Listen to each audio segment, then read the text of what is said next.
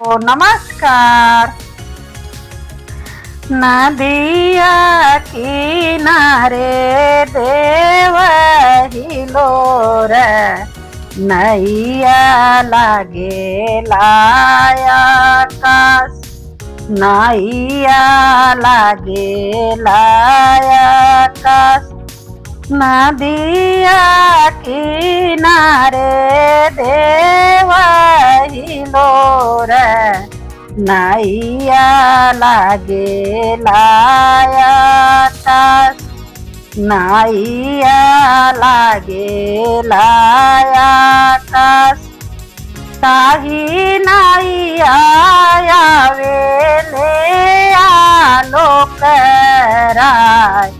पय तेरा गिनी देईरन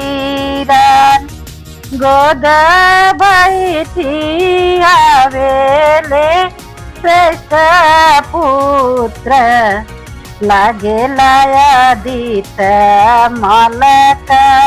जो दिया किनारे देव हिलोरे नैया लागे लायाकाश नैया